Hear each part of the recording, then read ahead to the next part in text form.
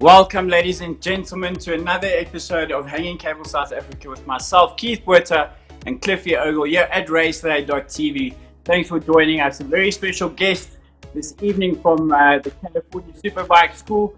Cliffie, do you want to introduce the guy? How are you doing, bud?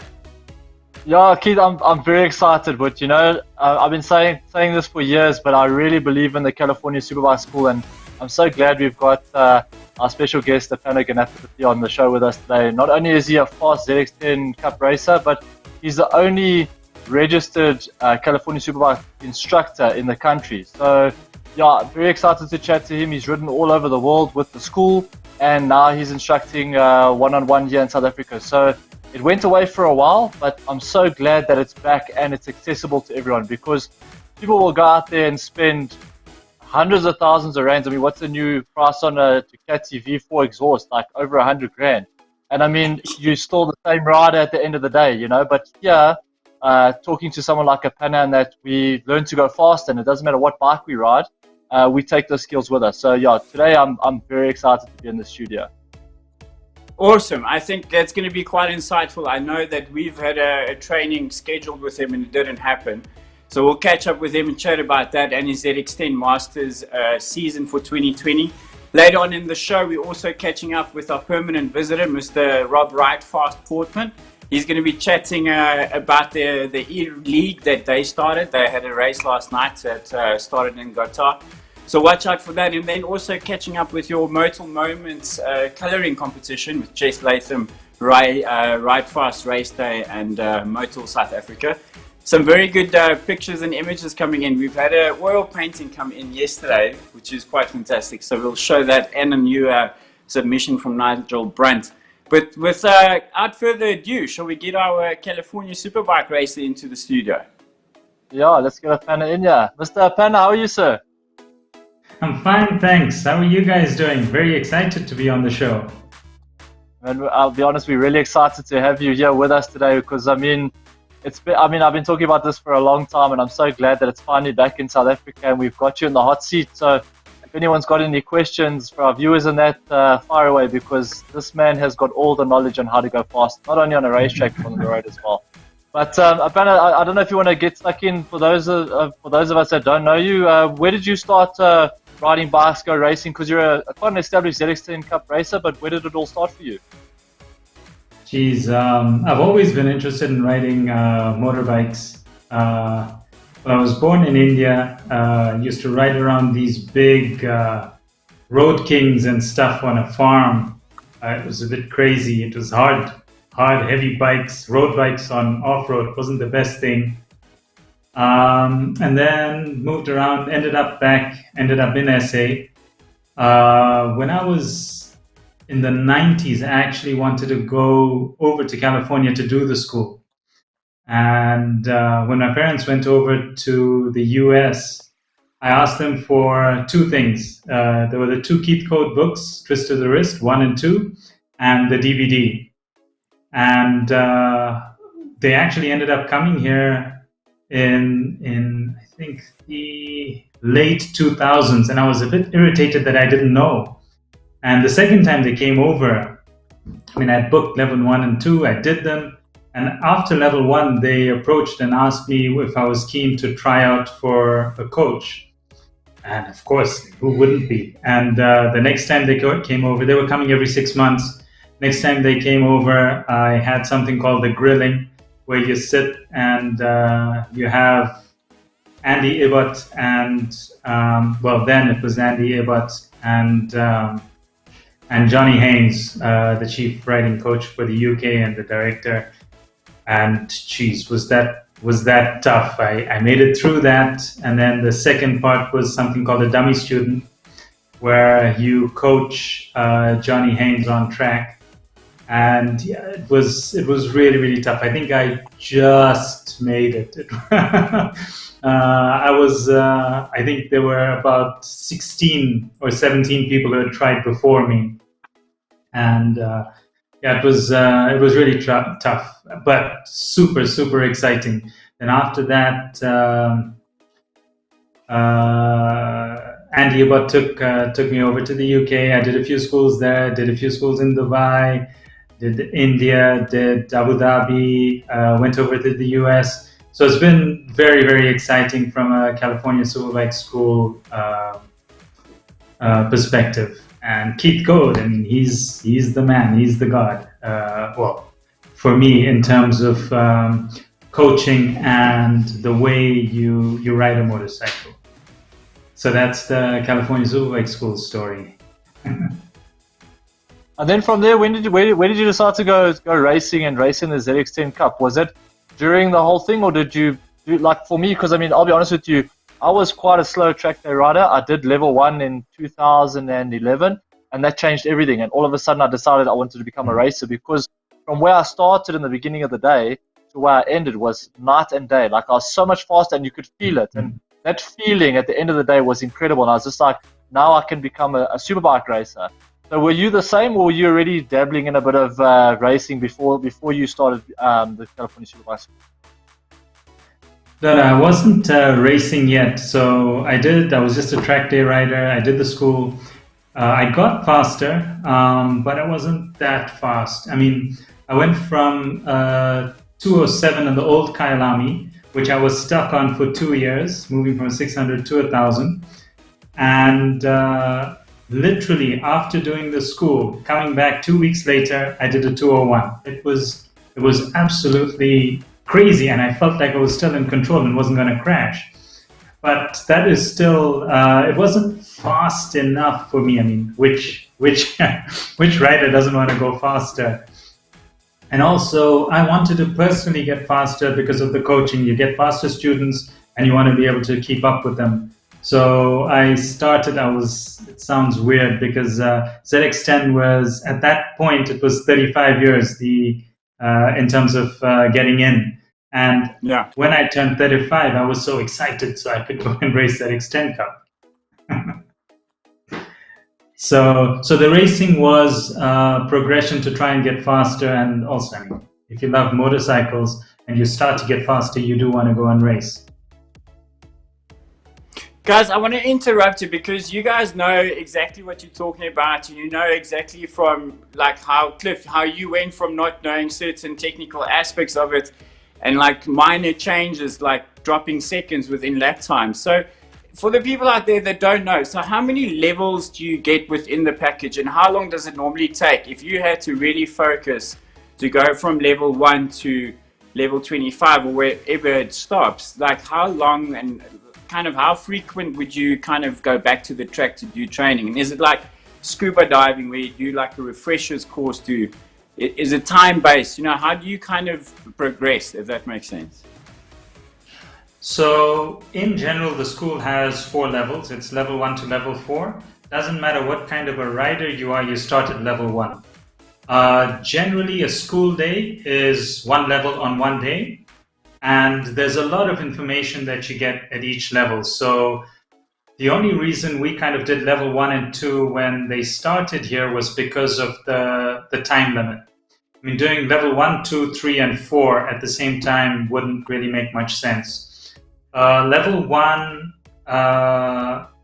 2, and 3 are strict programs developed by Keith Code. Level 4 is almost like we'll work on what we think you need to work on, as well as we have a conversation. We see what you need, where you think you're lacking, what you would like to improve, and we work with what we see on track and then put that together for level 4. But what I do here is basically just private coaching. So there's no levels.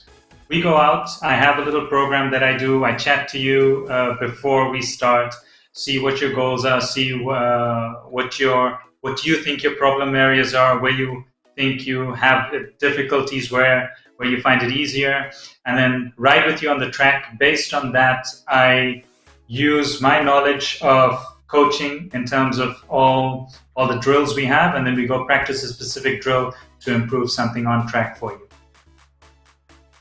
Okay, well that sounds amazing. I mean, how would someone be able to get in touch with you? I mean, in South Africa, and I mean, obviously not during this time and lockdown, but generally, where do you choose to host your training? What track do you go to when you do the training, and how can people get in touch with you?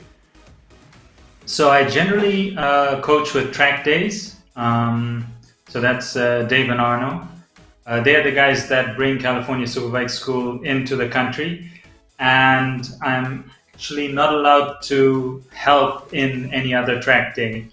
So if you do it with track days, because I was helping with the instructing there, and now I can coach with them. At any track day event, we can do that. So either Kyalami or Pekisa. But any track that you want to ride at, if they allow me to coach you, then that'll be fine. On a private coaching day, I'm only allowed to do a specific number of people a day. So I can only do, it's been a while. So I can do one person or two people. I'm not allowed to do more than two. And depending on if you want me just to do one person, it's a specific price, and two people, it's different. And we just go out on each session and I work on something, and then we come back, and when I have a free session, we chat, and then we discuss what we're going to do out on the next session. I have spoken to Tracy at Red Star. She was happy for me to help people at Red Star as well, but I'd have to let her know in advance. But awesome. For example, we were supposed to do it at Midval. So pretty much any track where I'm allowed to, where we can ask the organizers that this is what I'm going to be doing, and if they're okay with it, then that's no problem. That sounds awesome. I absolutely time for me to get involved, and once we can get out on bikes, just come and have a few pointers. You know, every second when you're doing above 10 around Swartkops is a second you need. Cliffie? Keith, I mean, like Appanna was saying now, and I mean, I remember because I did level 1 with Arno and Dave with the track days. It was at Swartkops, and Swartkops is a tight track, but it's perfect to practice drills and stuff like that, because level 1, not to give too much away, but I remember the first drill, it's all about throttle control. So you've got to think ahead. So the first drill we went out, and I remember it was a bit of a damp day, and there were a lot of people that were looking very nervous. But you go out, and I mean, for the first session, they say to you, no brakes, 1 gear, and then you've got to ride around the track thinking about what you're doing with the throttle. And I mean, it just becomes automatic when you're getting off, when you're getting on, that sort of thing. And it just makes you conscious of what your throttle control and that is like. And then eventually the second session we went out, because there's sessions between where you go out, you do the drill for 20 minutes, you've got an instructor, and like Appanna was saying, you know, 1 or 2 students at a time, which is, I mean, he's got to get around and watch what you're doing and lead you for a few laps and follow you for a few laps. But eventually, like the second session, I remember after going through all the theory, and it's proper theory, because a lot of times the issue that I find with guys trying to help you with training, and that is that they'll give you information, but what do you do with it? So, for example, I mean, I've had it before, but guys will say, you need to carry the momentum. But how does one do that? Like, carry the momentum how, and where, and when? And when do I get off, and when do I get on, and that sort of thing. And like track days with California Superbike School, they teach you all these clever little tricks that work with it, and just makes you conscious. And at the end of the day, when you get through, you're so much smoother. So like I remember session 2, we went out, we could use 2 gears, but no brakes. And I mean, the hairpin at Swartkops is daunting when you come to turn 1. You know, but it makes you think, and you're mindful, a lot more mindful of what you're doing on the bike and being smoother. And I mean, just silly little things like if you're switching between turn 6 and 7 at Swartkops, instead of lifting your bum out the seat, which unsettles the bike completely, just dig your knee into the tank and slide your bum across. It's small things like that, but it pays dividends. I really, you can see I'm converted already. I've done 1 level, and then I wanted to do levels 2 and 3 in 2013, but unfortunately it just didn't come together, because trying to get the guys out, they need to fly them out, and they need bikes and all sorts of, and it was a huge undertaking for Arno and Dave. But now that Appanna is here now, I'm quite excited, because I always wanted to get to that level 4, which was like ninja training. And now it's possible again. Now we can sit down and we can piece through the last little bit, because I've also got that Twist of the Wrist DVD, and the acting is a bit like those Lifetime movies, but the information is solid. So yeah, I'm excited. We really need to get out on track and do this. And I mean, it doesn't matter what track. The information is there. And you're not riding flat out. You're just practicing drills, small bits and pieces. And when you put it together, you're going to be so stoked. That's all I can say. It really is proper training. But Appanna, back to you now, because you said you've ridden all over the world, and this is another thing on my bucket list. There are pictures of you. Vegas is one, but I mean, whatever happens in Vegas stays in Vegas, so we can leave it one out. But you've done Laguna, you've done the corkscrew. Can you tell us about the corkscrew? Is it as steep as people say? Because the TV, I don't think, does it justice. Yeah. I mean, that picture, it is steeper than people say. I remember the first time I went down the corkscrew. Firstly, you come up and you can't see where you're going, and then you turn left and you can kind of see it, and then you go down and right, and your stomach just goes up. Everything goes up. It's tingling here. It's just such an awesome experience to ride the corkscrew. And as you get more used to it, you just start getting on the gas harder and stuff. It's amazing. It's unreal. And I mean, the corkscrew is one thing about Laguna, but turn one for me, and I mean, you would know because you've been there, but turn one, you're going flat out, and the wall is like 1.5 meters away from you.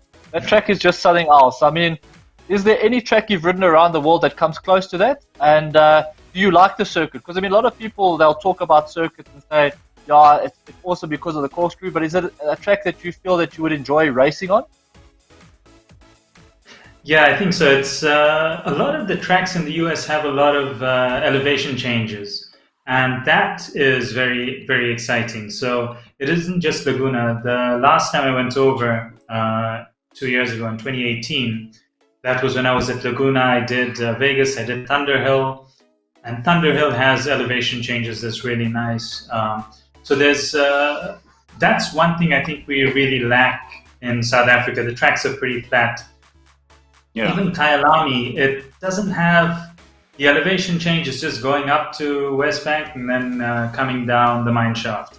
There, the elevation changes are very different, and that makes it a lot more exciting, I think. Talking about the wall being close, because the wall's on the inside, it doesn't really seem like an issue, and that's really not what you're looking at when you're going through turn one, but it is. It's flat out. Look, I mean, I can only comment from watching it from MotoGP, and whenever I look at it and whenever they show helicopter footage, that I look at that is so close, because I remember riding around the old Kyalami, and if you look going through Sunset, that wall's also not too far away. But I look at Laguna, I think, like, obviously fixation is one thing, but yeah, when you're there, it's a completely different ballgame. But I mean, I've heard that before, because I mean, Themba Khumalo, when he raced overseas and he did the Supersport Cup and all sorts, he said that was one of the biggest things he struggled with, was that all the tracks that he went to through Europe and that elevation change were on all the tracks, and it was something he struggled with. What advice would you give to someone that if they're going overseas and they're going to encounter that for the first time, what sort of advice would you give them with that sort of thing? I think the hardest thing about elevation change is that you can't see where you're going. So it's the standard thing of look in terms of where you want to go. So there are drills that we do to help with this, and it is in level 1. It is a level 1 drill. And I don't want to give away too much, again, same as you. But it's basically look at where you want to go. So for example, if you're going through Sunset at Kyalami, at some point you actually can't see the track, and you want to be looking at the inside of the track in terms of where you want to go, rather than the outside of the wall or the grass on the outside. Correct. So that's basically what it is. I think the hardest thing with elevation change is the fact that if the track is very long and there's a lot of turns, sometimes it gets confusing because you don't know where you are, and that's hard because some corners might be a normal corner, some might be tight, and so if you're not sure which one's coming up, you're going to be very hesitant, and especially if you can't see it, you're going to be hesitant about it. Yeah, I think the interesting thing, just from a rookie's perspective with the elevation, I mean, my first time, the first few tracks I did was quite flat. I mean, we did mid-vol, the only elevation I had was at Swartkorps going up from 4 to 5, really, and then back down, which is not really as significant as what we're referring to.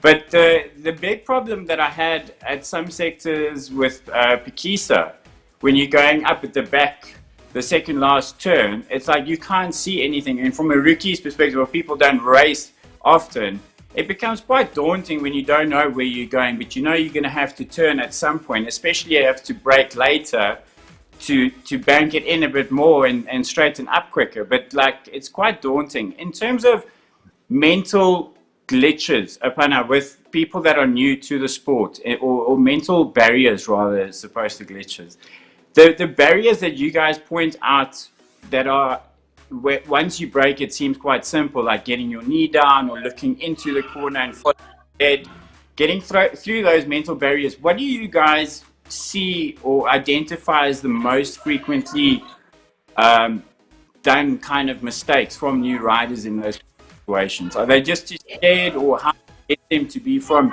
scared to confident and breach that kind of milestone? So there's, I like the way Keith Code puts it. So in his book, he says you've basically got $10 worth of attention. And everyone has got survival reactions, SRs. So all you're trying to do is increase the barrier of your survival reactions. So when you have $10 worth of attention and you're a rookie or a new rider, and you're coming, for example, you're coming into the second last corner at Pikisa, which is a U-turn and it's pretty tight, and you've just come off the back straight and it's pretty fast. Your first thing is, I better brake and slow down now. And you just get on the anchors and you brake and you're like, oh, I better slow down a bit. And so you've spent $9.90 in terms of braking, and your 10 cents is left on, okay, maybe I'm going to go over there.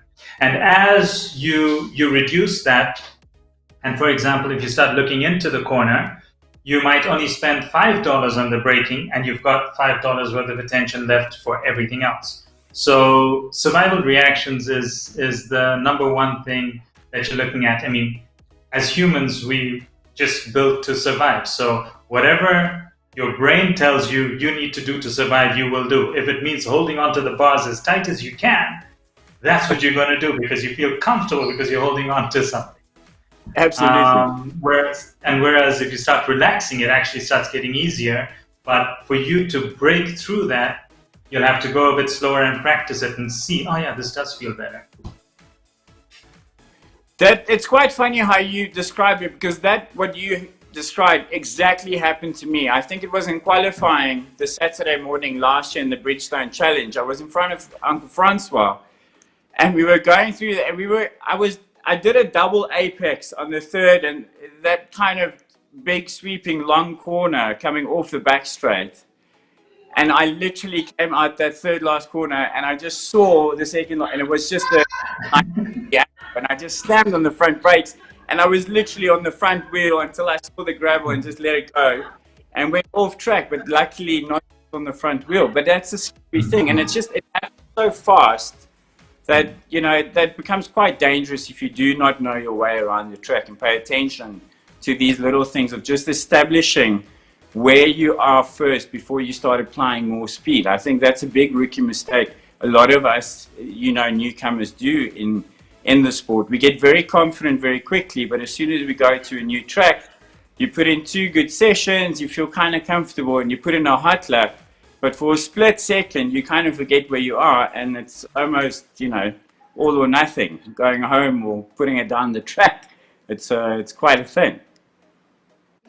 That's true. It can get pretty scary. So basically what the school tries and teaches you is confidence. It gives you more confidence in your riding. It makes you more confident on the bike that you're riding. And I totally agree with the comment that if you buy a 100,000 Rand exhaust or a 40,000 Rand suspension, it's not really going to make you go faster. And can you take that suspension and move it onto your new bike?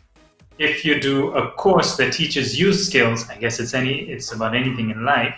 If you've learned a new skill, you can apply it anywhere, and you can also modify it and tweak it and make it a bit better.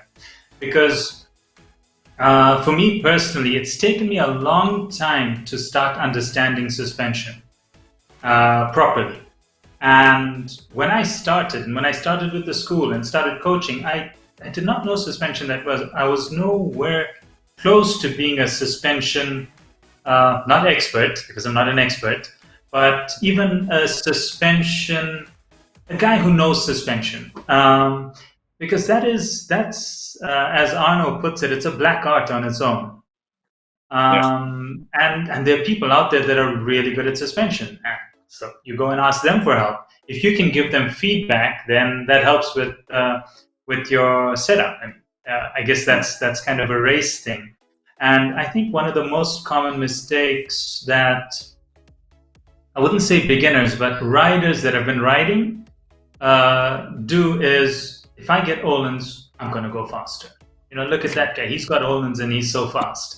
Or, he's got a flash ECU and he's fast, and he's got this and that. They do help. I mean, we were lucky, we were lucky that we could flash our ECUs in ZX10, and the auto blip downshift is just the best. I don't know if I can ride without it fast. Okay, I'm kidding, but it really does help. And you stop worrying about using the clutch. You stop worrying about blipping. It helps a lot, but if you don't know the basics, how much can that really help you? I mean, you're talking about less than a tenth around a track for a lap time, in my opinion. Yeah, I mean, just from a newcomer's perspective, Cliff, I'm sure it's the same with you, but you guys taught me last year, yourself and Gareth, there was a lot of you need to just kind of understand how the bike works, for a year or 2 years to be comfortable before you should even look at getting aftermarket parts and like adding a whole bunch of, Christmas lights to your motorbike and getting the best of the best bells and whistles. I get it. It looks fancy and awesome, but you need to just really know how to handle a motorcycle before you start doing those things, and investing into proper training really would benefit you more. And I think also it just adds to the fear. Like, it's a more manageable fear. It's not like an anguish of, oh God, I'm going to crash. It's like, oh my God, I'm going to lose a second. Rather than concentrating on not falling, you're concentrating on being smoother. I think it just changes the mindset once you have an understanding of what is safe, what is not safe. Because, there's a lot of people that take a bike from the road and start racing.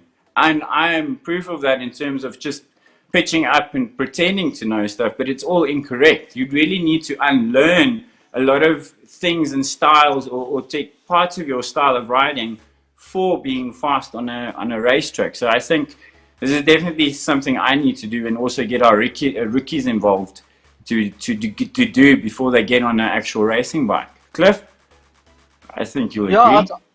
Yeah, 100%. I mean, I couldn't agree with you more. But I wanted to throw it out to Appanna as well. We're talking a lot about track now, but I mean, obviously, a lot of this stuff will also translate to the road as well.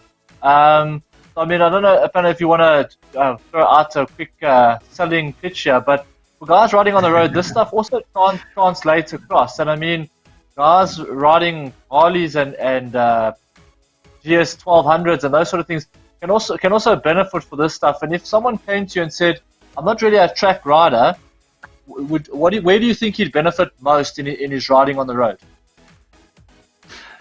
So firstly, a very interesting point. ZX10 Cup, as you know, is standard motorbike. You're not allowed to change suspension. You're not allowed to do anything to the motor. You're not allowed to you can pretty much change your exhaust canister. You can replace your sprockets, and currently you can flash your ECU. So when I started racing, I told Andy, actually it was before I started racing, I told Andy, you know what, we've been talking about suspension. Sorry, this is Andy from California Superbike School. we're talking about suspension, and if I won't go faster than, as an example, 155 around the old Kyalami with this current suspension and whatever. And he looked at me and said, if Rossi got on your bike, how fast do you think he'd go? And okay, that was it. I was like, yeah, he'd be faster than a 155 for sure. Interesting fact about racers in California Superbike School and riders in California Superbike School. In America, most of the students are normal riders. They're not racers. So the reason it's done at a racetrack is because it is the safest environment to learn. And everything you learn at California Superbike School, you use when you ride, not when you race, not just on a racetrack, it's when you ride. Level 1 has a lot to do with vision and visuals.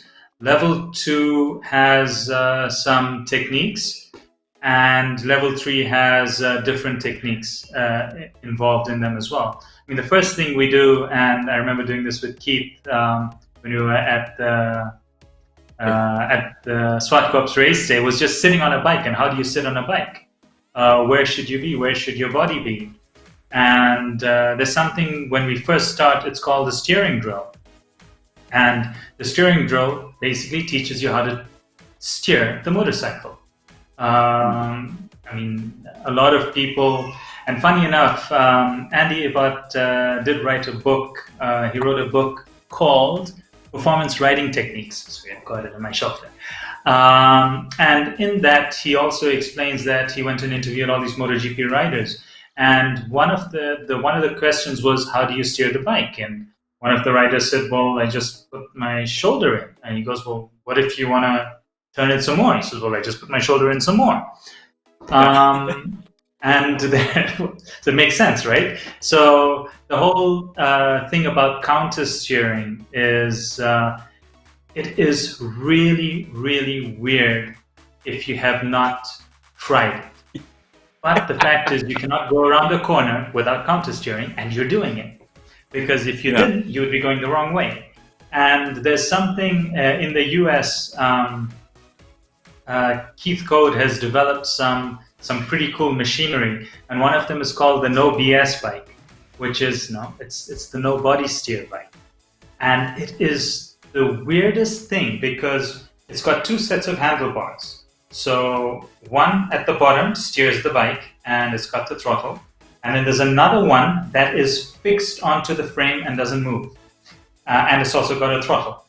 So you start off, you get to third gear, whatever reasonable speed in a straight line.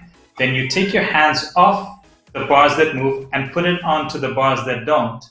And you try and turn the bike, and it is the scariest thing because the bike just goes straight. Maybe it just leans over a few degrees, but that's it. And then you put your hands back on the bottom and you counter steer and you actually see the bike swerve, which is, it's surreal. It's very cool to feel what people have been talking about or what you think should happen but doesn't. And there's a few other bikes. They've got a lean bike and a slide bike and a brake rig, which is all pretty cool. And you do, as you do different levels, you do the different bikes. I saw in the video, it's definitely one of the bikes with the training wheels. I saw that. I think I definitely needed them last year. I still need them. But anyway, that's such an interesting point because I remember when I was younger starting to ride on the road, we heard it from the older guys in school. They're like, no, you can't steer into a corner and it starts heading home and you go, okay, cool. And it's like the slightest movement when you're on the road because nothing's as sharp or fast as it is on a track, obviously. But when you start racing, you do apply that and you see the significance of change in direction or the drasticness it can take you into a corner with the slightest millimeter of an angle change. It's quite confusing, I think, initially, and quite scary because you realize you've got so much more steering capacity than you thought you had because you were kind of constricted just trying to lean into it per se, It's very interesting. Yeah, And To come back to that point, sorry, Cliff. sorry, I mean, what you're saying is 100%. And I mean, I've tried to explain this to mates of mine on how the whole counter steering thing works. And whenever I say, I mean, I understand it because I've done it, but I can't explain it to people. And when I explain it, they're like, no, that isn't right.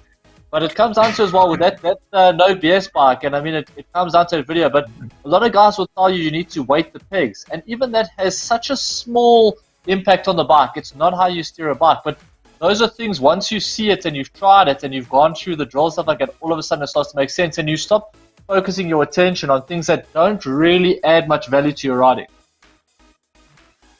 What I was going to say was your comment exactly about steering and turning. So now that you know how to turn the bike and go into a corner and go in much more, if you were riding on the road and a car pulled out of the driveway and stopped, but it's in front of you, and you know how to steer the bike, you know how to get around it. So these drills apply everywhere, not just on the racetrack. No, absolutely. It's just, you know, we get heightened space on the racetrack, obviously why it's the best kind of environment to do training for any kind of style of riding, you know, on off-road, it doesn't matter, even if it's just for track and social track days. But just, I think it's these minor points that kind of initially scare people off of getting on a bike and actually using the bike for what it was made or designed to do. There's a big trust thing with the mechanical aspect, and you look at a bike, it looks beautiful, but if you don't really know how to steer or make it work to its best performance, you won't ever quite really enjoy it to its full capacity, you know? Yeah. That's true.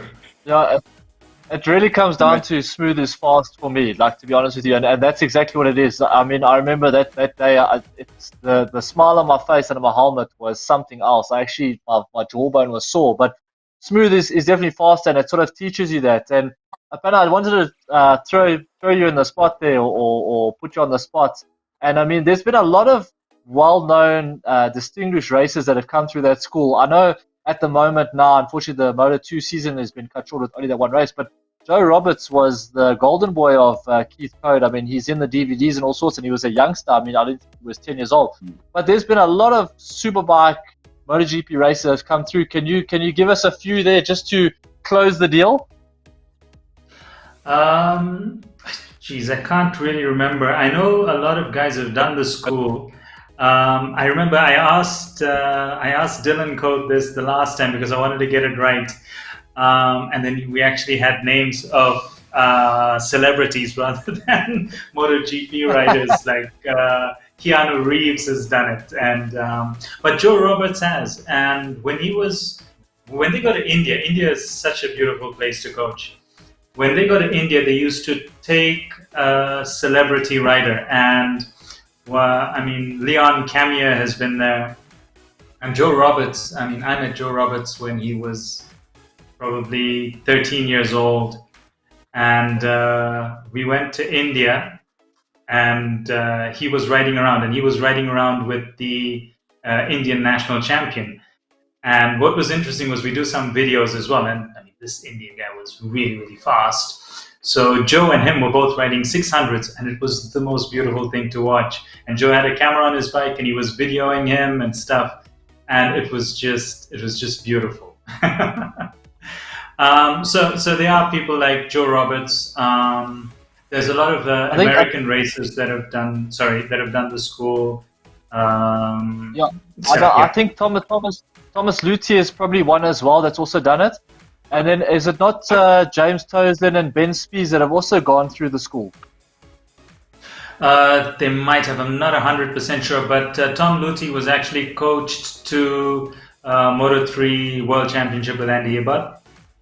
Joe Roberts was being coached by Keith Code and a few other coaches as well.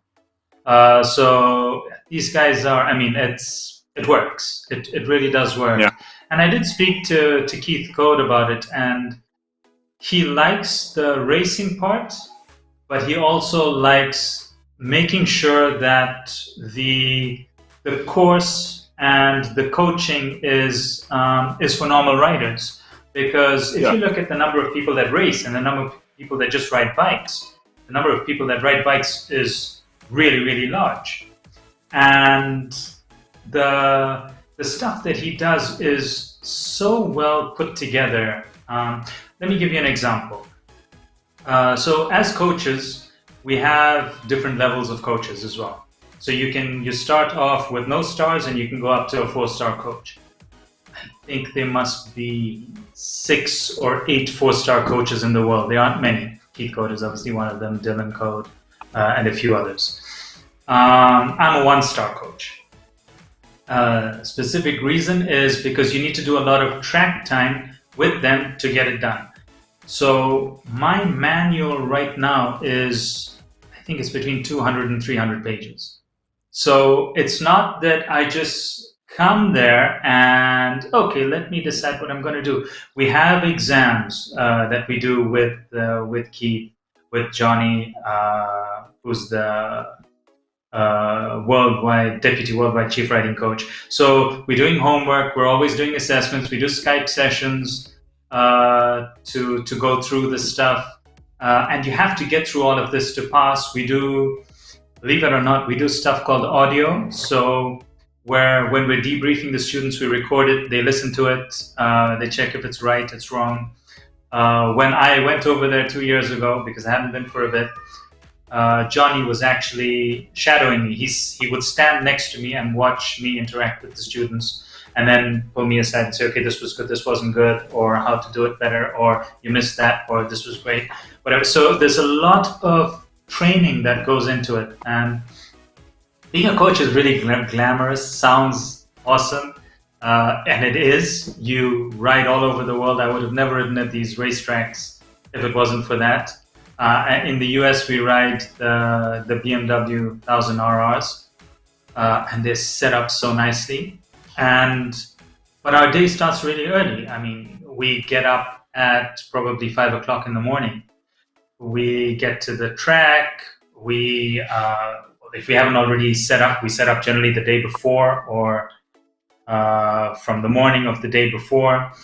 Get up early, get to the track, make sure everyone gets their own duties. When you get there in the morning, it might be checking tire pressure, helping with this, removing that, or whatever. And then we do some drilling or coach training in the morning. And then we start the day. And then we've got, depending on what levels you're doing and what you've been allocated to do, you have specific tasks that you need to do during the day. So it's really, really well mapped out.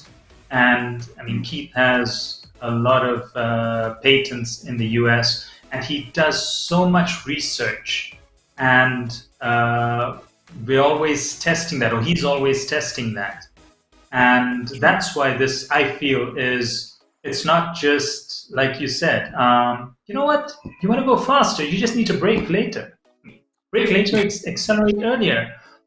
But how do you do that? What does that mean? How does that translate into my actual riding? If I brake later, I'm going to scare myself even more. So it has to do with the way that it's been presented and the way we present it to the students and the way we interact with the students. Yeah. Look, I mean, I think what I've tonight and the insight, there's a few videos online that I think people at home should definitely go look at and see what we're talking about tonight. But you know, first and foremost, thank you so much for joining us tonight. If you guys back home want to get involved, please contact Appanna. We'll put up his name in the show's link this evening. So if you want to do some training for road riding and then also just to go faster on track or racing, absolutely suggest we do that. We'll be going out with them soon as we can, and then we'll definitely be taking our cameras with and doing a little insert on Raceday on Hanging Cable South Africa. We have a few guys just saying hello back home. I just want to say hi to everyone there. Gareth, Jeff, Rob, Hilton, Dylan, all of you guys, thanks for watching and always being there on raceday.tv. Appanna, I've got a question here from Rob Portman. And I mean, I don't know if this is just a joke or banter, but you would know, because we were talking about people that's famous, riders that's gone through the California Bike School. Have you starred in a movie with as the fastest Indian in the world yet? I'm not the fastest Indian in the world. I mean, Rob Portman is cool. That been proven to us. I don't know. I've seen you on that ZX10 and it's quite scary. You just seem very cool, calm, and collected while going very, very fast. Last words, Cliffie, Appanna. We're going to have to unfortunately say goodbye for this evening, but thanks for joining us. We're going to have a bit of a chat with Ridefast Rob and just see how those races went. But Appanna, last words, and then Cliff, you can say goodbye there. You did ask how people can get hold of me. I never answered that question. I think the easiest is Facebook. Just friend me on Facebook or send me a message. That's generally how most people get hold of me for the training or coaching. Last words, really enjoyed being on the show. Hope we can get on track sometime and then do a second session and you guys can really get the feeling of what you learn. Cliff, I know you did it. You did level 1 a while back, and the interesting thing is that you would remember some of it, and some of it you might have to redo. And when you hear it, like, oh yeah, that, and that really helps a lot. But thank you guys so much for having me. It's been a pleasure. Thank you so much for coming. Just on my side, Appanna, thanks very much for being on the show. Guys, get in touch with Appanna. The stuff works like you can't believe. I don't want to preach for too long, but get in touch with him. It's definitely worth your while if you want to be a faster racer or road rider. It's definitely worth your while. Appanna, thanks very much, and I really appreciated having you on the show. Thank you so much, guys. Have a good one. We'll see you soon. Cliffie, well, I mean, just chatting to him, I'm kind of, it's one of those evenings where I'm just overwhelmed with information. There's so much going in the world and going on and all these kind of things. But like just chatting motorbikes and speaking to someone with that level of understanding on a motorcycle, it's just really like makes me want to get to the track, Yeah, I'll be honest, now that we're talking about it, whatever, I mean, I've been pretty okay with the lockdown and that, and I mean, the bug hasn't bitten too much. But today, not only with the show, but with other news that I've gotten today, whatever, now I'm itching to get to the track like you can't believe. Like it's time now. We've sat at home, we've been patient, but we need to have some good news soon that we can be back at the racetrack. Even if it's social distancing, we have to pass each other 5 meters away from each other. I'm prepared to go farming for the sake of being back on my bike, Absolutely. We had some good news all over the motorcycle trade today in South Africa, as it was announced that they are able to trade. They obviously have their COVID-19 regulations, as mentioned, or put in place by government.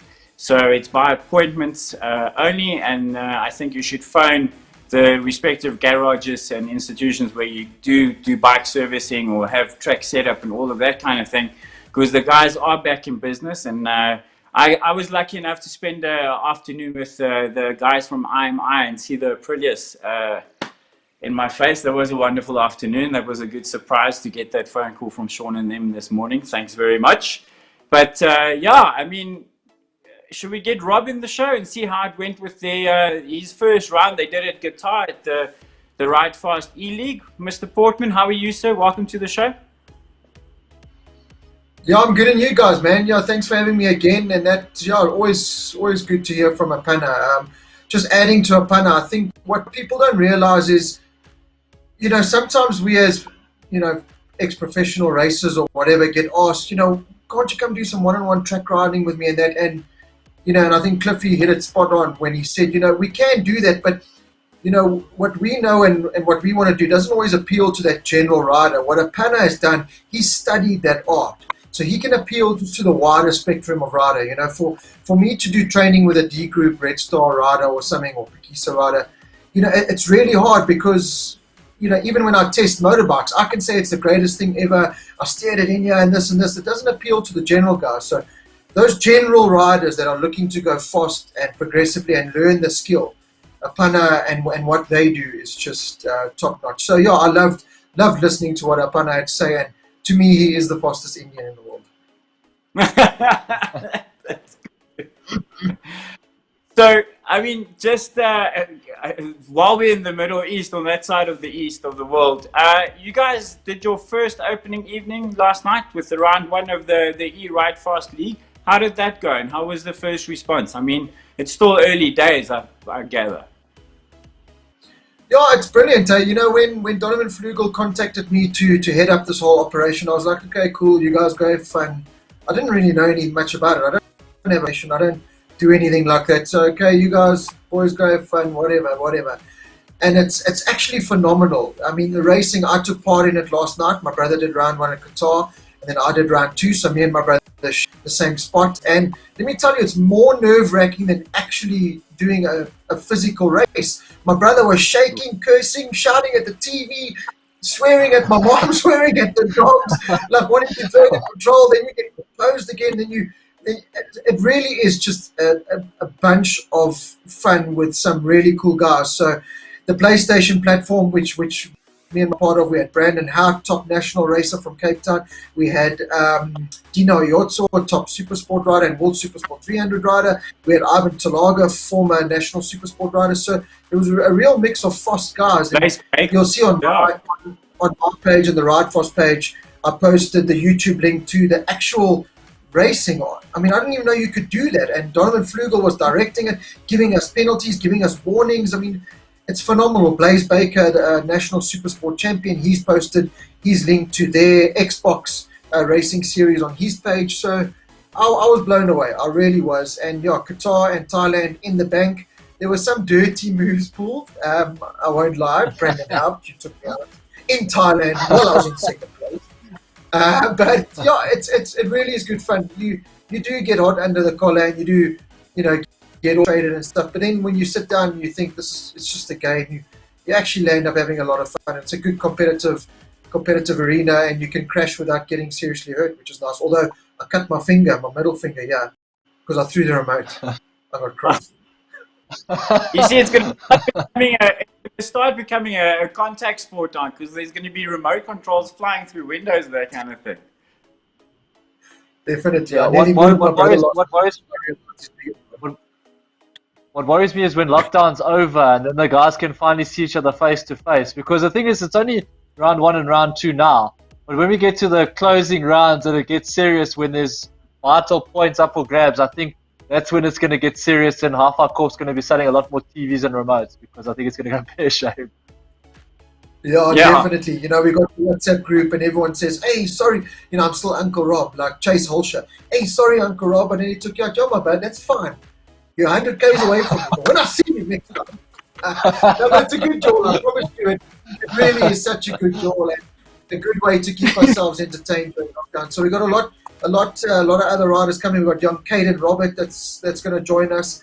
So yeah, it really is just awesome. That we had Craig Dickinson from the famous Mike Dickinson family. He was over there in the UK and he was racing against Blaze Lim and Xbox. So it's got a bit of international flavor, and yeah, it's just awesome. It's just awesome to do some kind of racing at the moment.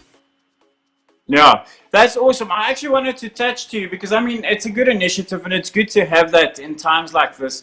Hopefully, we don't stay in this much longer than we have to. It's becoming it's becoming a very boring talking point, but yet very real, and we need to face it head on. But just from your, from an advertiser and media distribution kind of thing, also, Rob, how do you feel a lot of the riders in South Africa have been kind of doing or dealing with a time like this, when they can't get on the bike but they have social media? Or do you think there's a few riders that can do more or be more active? Or has it been too many activeness? Is it too many home videos from all of us doing these shows? Or what's your vibe on that? Has there been enough activity, and what should we do better from all of our sides to try and keep it afloat, aside just from the e-racing that you guys are doing? Keith, to be honest, like shows like this Hanging Cable, I mean, it started before lockdown and that, but it's great. And you guys have done a brilliant job to keep it going despite not having a studio. We're lucky we live in an age with technology that we can do so. But, things like this are vital. Things keeping people in the loop, keeping the industry buzzing are just so vital. I don't think there can be such a thing as too much. And, that's kind of one of the gripes I have with a lot of the riders, and I might be a little bit harsh in saying, but South Africans tend to always want to do this without actually doing any of the hard work, picking up a shovel and actually getting the work done. So I get it all the time. I get messages, on the Ridefast page saying, please sponsor me. I do this, and please sponsor me, I do this and this and this. And I think that word gets around a little bit too much, to be honest. I think people, and especially some of the younger riders, aren't educated on what being sponsored actually means. And from a SA rider point of view, I don't think I've seen enough, to be honest. I had one of the riders contact me today and said, Rob, you've got a magazine and you feature a lot of the overseas riders, but we don't see a lot of SA riders. And I'm glad he got hold of me because we had a really good conversation. And by the end of it, I kind of convinced him that, geez, the riders actually aren't doing enough. Me being a media outlet and having the presence and the print media, digital media, the Ridefast Facebook page, I want to promote South African riders and that. But at the same time, why do I physically go out, find these guys, get high-res photos? Literally, it's like sometimes it's like pulling heartstrings trying to get these riders just to communicate and give back. So why should I be doing that? Why can't these riders get hold of me? They know who I am. They know what I've got. They know what you guys have got on the show. They should be throwing themselves at any opportunity to expose themselves, expose their sponsors. And for me, it just doesn't happen enough. I always get asked the question, yes, or being told, yeah, you're so lucky you get sponsored all these helmets and leathers and that. But you saw it because I'm exposing it a lot, which means I'm doing the job, which means the sponsor wants to sponsor me because I'm making you want or to have what I've got. I'm by no means a top national. I haven't won any national titles or whatever. I was very competitive in my day, but I've kept my sponsors purely from a respect point, a trust point, and an exposure point. It sounds hard, but it's actually not hard. We live in a day where Facebook, Instagram, your guys' show make it a lot easier than it is. So my message to the riders out there, I think Clint Senna's done a fantastic job with his team, but he's a team manager. So he's not only doing it from a rider point of view, but he's also looking from a team manager point of view. So to some of the other riders out there, I think, guys, do more. I think motorcycle dealerships do more. Anyone in the motorcycle industry, let's just do more. Let's do more of this. Let's talk. Let's interact, because that's the only way we're going to keep, ourselves in the sight of everyone else. Let's hope that there could be multi-millionaires watching the show and looking at it going, geez, that Appanna looked really cool. I didn't know he races in ZX10. I'm going to call him and maybe we get involved and give him some bucks. People forget that sponsorship isn't millions and millions of rand. A sponsorship can start from something as little as getting sponsored a chain or a helmet like from Cliffie, from Suomi there. But he's got to see a return. There's got to be a two-way street. There's got to be that return. And a lot of riders in this country, we go on about Appanna going to learn how to ride, go fast and be fast around a racetrack. I think that element of teaching the guys how to look after sponsors, get sponsors, and be socially active to keep sponsors, I think that's something else we got to train guys on. Yeah, I think just to jump in there. Oh, sorry, Cliffie, I didn't want to jump. I just want to jump in there because Rob is 100%. I mean, we've discussed about return on investment and all sorts. And sometimes I've seen with younger riders, and I mean, riders that go overseas, but they post on their Facebook page or whatever on their private page, like them out in a nightclub and drinking and having a dance and all sorts. And it's all fair and well, but if you're using that as your main platform, it doesn't bode well for sponsors and stuff like that. So what you put on in terms of your racing page, or have a separate page or whatever, but the sponsors want to see stuff that's racing related and that looks professional. But Keith threw out a little challenge on one of our social groups on WhatsApp, and that so that the people riders, and we'll post it on the Raceday page, and it's 5 questions that we ask. What's your favorite track? Who do you hate racing against? Who do you like racing against? Keith, the feedback from what I remember was quite poor, and I mean, all you had to do was just answer 5 quick questions. It took me under 10 minutes to do. I even shot it a few times because I was unhappy with the way it looked. But where I learned about sponsorship and all sorts, and this 10-day challenge that everyone's been participating in, which has been quite a nice little Facebook experiment, was looking at my Ducati and my Evox days. And when I was with Evox, that's a company it's a proper corporate company, and they want to see return on investment. But they had a specific manager, and she managed 25 athletes, and they say, cool, we want to know about your 5 best recipes for smoothies. You have an hour. And if you didn't get it done in 2 or 3 times, you were a bit behind and you didn't get it done in time, your sponsorship dwindled until they cut your contract. But it was the biggest wake-up call. They expect results. They expect to see you promote the product in the right way as it was intended. and to be professional in that whole thing. And yeah, a lot of the times it's simple things that need to get done, but it just doesn't get done, or when it is done, it's slapdash. Just look at yourself as a professional, and I think from there we're on a good footing. Yeah, absolutely. I mean, I agree with both of you, and I think we should also, just take it a step back and see that a lot of people are social riders and stuff. And then if you are in a position to be a social rider, but you are asking for sponsorships, you need to have some sort of a corporate CI alignment with the brand, and obviously speak to the brand managers and have a strategy, one, to keep your sponsor happy, and then secondly, also to keep the image that you're portraying out there quite respectable and related to the brand that you're doing. So I think it's just about education and teamwork. We find ourselves in interesting and testing times in the world, but also within sport and motor racing especially. It's a very small but very determined, close community in South Africa. And I think people need to realize, Rob, like you said, there can't be enough. There's so many people doing things, but there's a lot of people that need to be put out there. There's a lot of faces to be interviewed. There's a lot of teams to be interviewed. There's a lot of people behind the scenes. The more the merrier, because there's enough platforms with yourself and Don and Dave and Greg and whoever. Yes, I know that from other shows. Yes, Rob. So Marcus, a simple question here is, how many riders have you guys had phone you or message you and say, please can I be on the show? I'm not talking you asking riders, I'm talking riders physically messaging you and say, hi Keith, please can I be on Hanging Cable? Not one from my side. I'm missing. I think the Agliotti brothers were the only ones that sort of approached me and said, cool, when can we do something? And they wanted to promote their EBC brakes and that. But other than that, they were the only ones, to be honest with you. And you know what's scary about that? When I was racing in the prime, in the late 2009, 2010, winning races, triumph and everything, we didn't have this.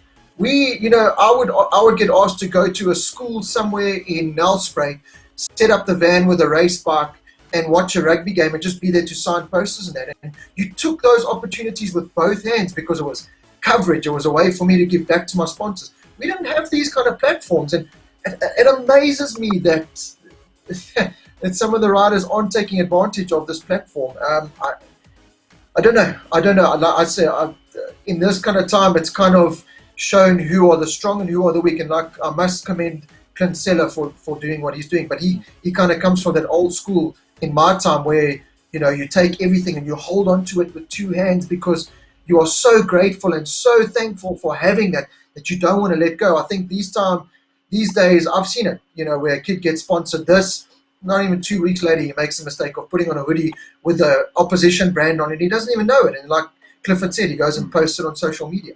It's like little things like that. So let's educate ourselves more on that front, I think. And it amazes me. It amazes me that we should be having riders begging to be on the show, really.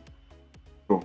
Yeah, look, I just want to throw in sorry, Keith, honestly, while we're on that topic, okay, wait, Keith, let me just say my piece here. But I feel like with all the years that I've done where I was writing for another publication or doing my own blogs and all sorts, it almost felt like they were sort of above it and you were sort of beneath them, giving them and asking for input, and your race went so-and-so, can you give me more information? And people weren't forthcoming with it. And I don't know, maybe I misinterpreted that either they think they're above it or they're just too shy to come forward and a little bit self-conscious. But that's something that over the years I'd like to try and understand, because it hasn't really changed over the years. And like you said, the old school riders, the first guys we had on the show, Lance Isaacs, Dave McFadden, Clinton Seller, all those guys are so good at promoting their brands, their sponsors, everything. And I like you said, it's maybe the old school way of doing things, but the youngsters coming through need to take that on. And then also they're probably more technologically savvy than a lot of us and can take it to a new level. But I think there's a space for it, definitely.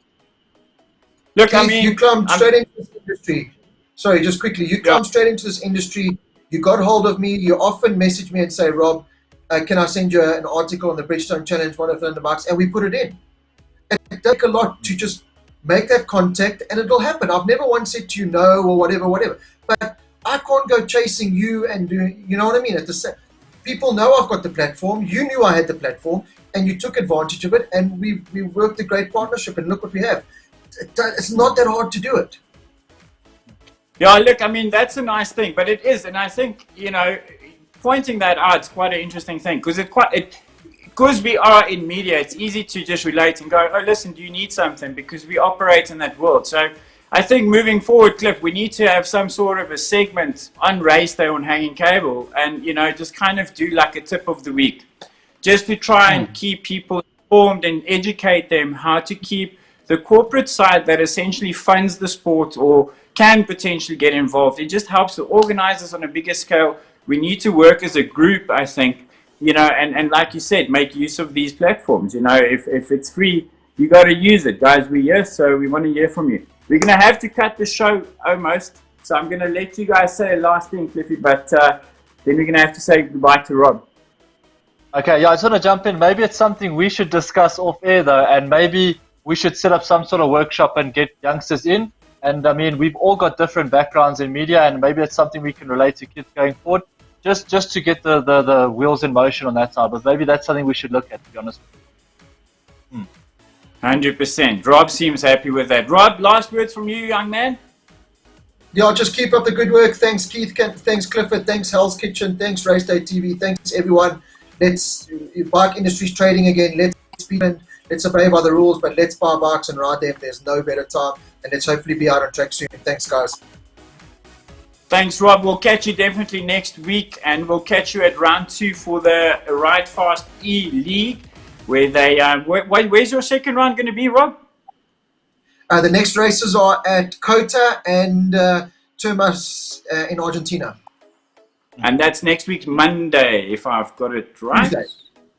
Tuesday. Excuse me, I stand corrected.